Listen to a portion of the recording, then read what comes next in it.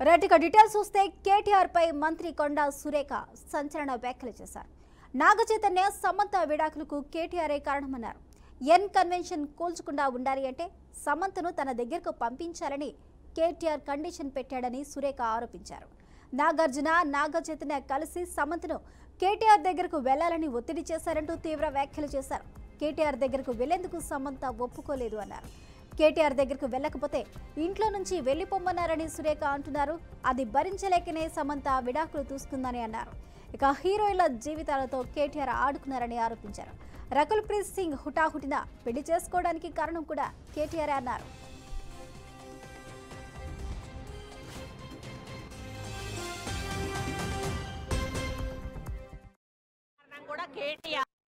ఈ రోజు నేను చెప్తా ఉన్నా కదా, నాగచైతన్య సమంత విడిపోవడానికి కారణం కేటీఆరే. ఈరోజు చాలా మంది హీరోయిన్లు తొందరగా పెళ్లిళ్ళు చేసుకొని సినిమా ఫీల్డ్ నుంచి తప్పుకోవడానికి కారణం కూడా కేటీఆరే. ఆయన ఆ రోజు మత్తు పదార్థాలకు అలవాటు పడి వాళ్ళను కూడా మత్తు పదార్థాలకు అలవాటు చేసి రేవ్ పార్టీలు చేసుకొని మదమెక్కి వాళ్ళ జీవితాలతో ఆడుకొని బ్లాక్ మెయిల్ చేసి వాళ్ళను ఇబ్బంది పెట్టినటువంటి వ్యక్తి కేటీఆర్. అది అందరికీ కూడా తెలుసు, సినిమా ఫీల్డ్ లో అందరికీ తెలుసు, అది ఓపెన్ రహస్యము. ఈ రోజు నేను చెప్తా ఉన్నా కదా, నాగచైతన్య సమంత విడిపోవడానికి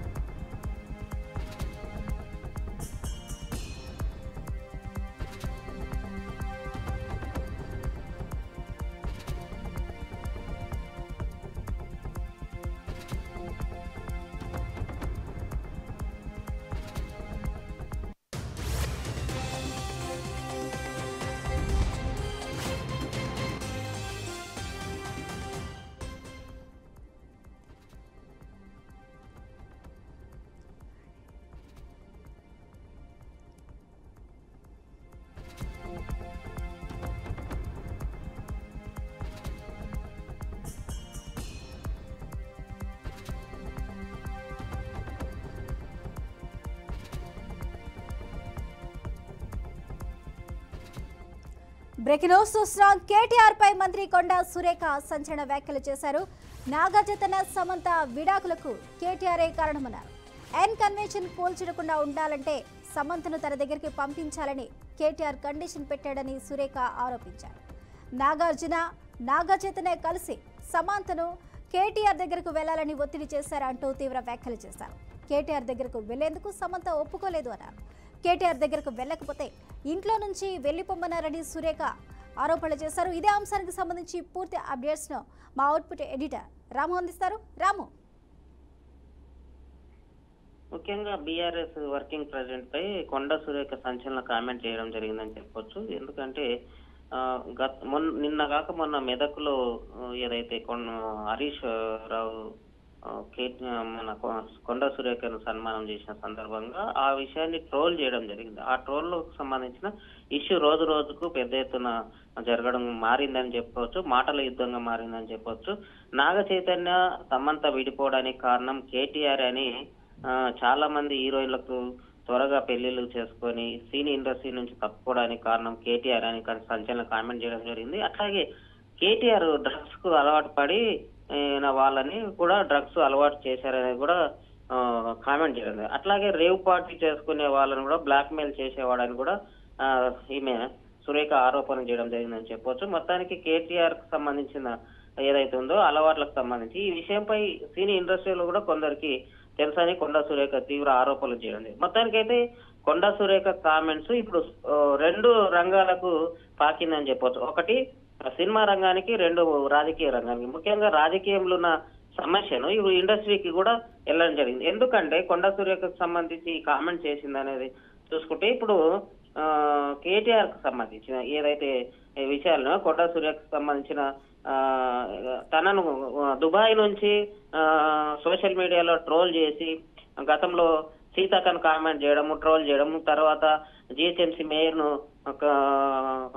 ట్రోల్ చేయడం, ఇదంతా రాజకీయంగా ఉద్దేశంతోనే ఇట్లాంటి కామెంట్ చేస్తున్నారని కొండా సురేఖ గారు ఆరోపణ చేయడం జరిగింది. మొత్తానికి కేటీఆర్ పైన అంటే కొండా సురేఖ సంచలన వ్యాఖ్యలకు సంబంధించిన పూర్తి స్థాయిలో పరిశీలన చేస్తే ఎన్ కన్వెన్షన్ కూలకుండా ఉండాలంటే సమంత నా దగ్గరకు రావాలని కేటీఆర్ కండిషన్ కూడా పెట్టినట్లు ఆమె ఆరోపణ చేయడం జరిగింది. కేటీఆర్ కు సంబంధించిన ఈ విషయానికి సంబంధించి నాగార్జున ఎన్కన్వెన్షన్ ఏదైతుందో ఎన్కన్వెన్షన్ మొత్తానికి సంబంధించిన వ్యవహారం మొత్తం కూల్చకుండా ఉండాలంటే ఇట్లాంటి కొన్ని షరతులు పెట్టడం జరిగింది. ఇది ఒప్పుకోనందుకే సమంత నాగ చైతన్య విడిపోయారు అనేది కూడా ఈమె ఆరోపణ చేసింది. దీనిపైన ఈ కొండా సురేఖ ఆరోపణలకు సంబంధించింది బీఆర్ఎస్ పార్టీ నుంచి కూడా చాలా మంది మహిళలు కూడా మాట్లాడడం జరుగుతుంది. అట్లాగే ప్రకాష్ రాజ్ కూడా కామెంట్ చేయడం జరిగింది. అసలు బాధ్యతాయుతమైన మంత్రి పదవిలో ఉండి ఇట్లాంటి మాటలు మాట్లాడడం, మహిళలను అగౌరవపరచడం అనేది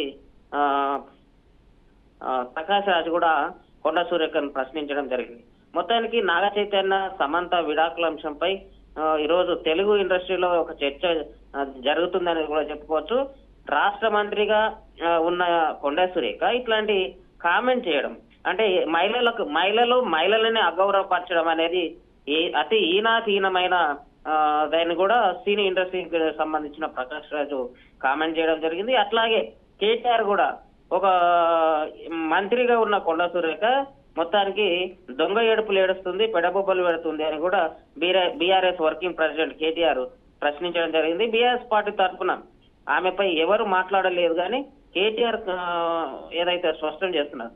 మొత్తానికి తెలంగాణకు సంబంధించిన తెలంగాణ భవన్ లో బీఆర్ఎస్ ఇంటర్నల్ గా కేటీఆర్ చిట్చాట్ లో మాట్లాడడం జరిగిందని చెప్పొచ్చు. మొత్తానికి ఇదే సోషల్ మీడియా పైన ట్రోలింగ్ పేరుతో దాడి జరగడం అనేది చూస్తుంటే మొత్తానికి ఇదంతా కేటీఆర్ఏ తన పైన మా కాంగ్రెస్ పార్టీకి సంబంధించిన ఇతర మహిళల పైన కూడా సీతక్క పైన కూడా కేటీఆర్ఏ ట్రోలింగ్ చేయిస్తున్నారు అనేది ఒక పెద్ద ప్రచారం జరిగింది. ఆ ప్రచారాన్ని ఈరోజు తెలంగాణలో ఒక మాటల యుద్ధంగా మారిందని చెప్పుకోవచ్చు. స్వప్న, అయితే రాము, గతంలో ఎవరైతే కేటీఆర్ వీరు చెప్తున్న విధంగా ట్రోలింగ్స్ కి పాల్పడ్డారో దానిని బేస్ గా చేసుకునే వీరు రివర్స్ అటాక్ చేశారు అనుకోవచ్చా? ఇందులో ముఖ్యంగా కొండా సురేఖ మరొక సంచలనకర ఆరోపణలు కూడా చేశారు. ఎవరైతే హీరోయిన్లకి డ్రగ్స్ అలవాటు చేయడంలో కూడా కేటీఆర్ కీలక పాత్ర వహించారంటూ కూడా సంచలనాత్మక ఆరోపణలు అయితే చేశారు. మరి డ్రగ్స్ అంశానికి సంబంధించి కూడా గతంలో కొన్ని ఎలిగేషన్స్ అని ఎదుర్కొన్న పరిస్థితులు మనం చూస్తున్నాం, రకుల్ ప్రీత్ సింగ్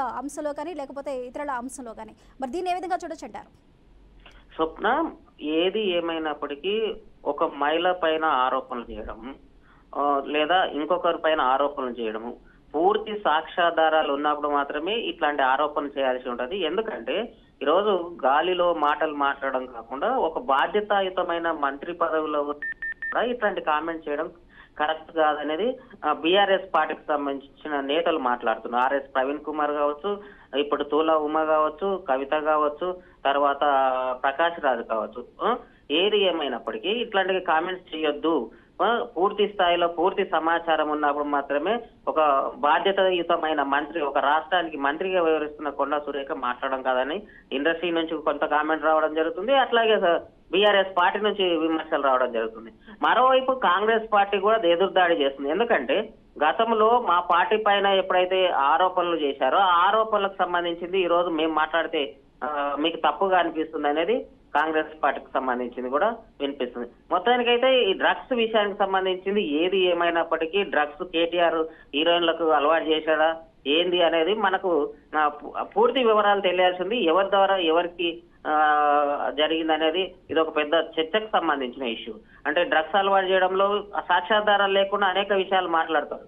కాబట్టి సాక్ష్యాలు ఉన్నప్పుడు మాత్రమే డ్రగ్స్ సంబంధించింది కానీ ఎన్కన్వెన్షన్ విషయం కానీ లేదా సంబంధకు సంబంధించిన విషయం కానీ ఏదైనా ఒక ఆరోపణ చేసేటప్పుడు గట్టిగా ఏవైతే సాక్ష్యాధారాలు ఉన్నప్పుడు మాత్రమే ఇట్లాంటి ఆరోపణలు చేయాలనేది తెలంగాణలో సంబంధించిన కొంత మేధావి వర్గము అంటున్న చర్చ జరుగుతుంది అనేది చెప్పొచ్చు. స్వప్న, రైట్, థ్యాంక్ యూ రాము.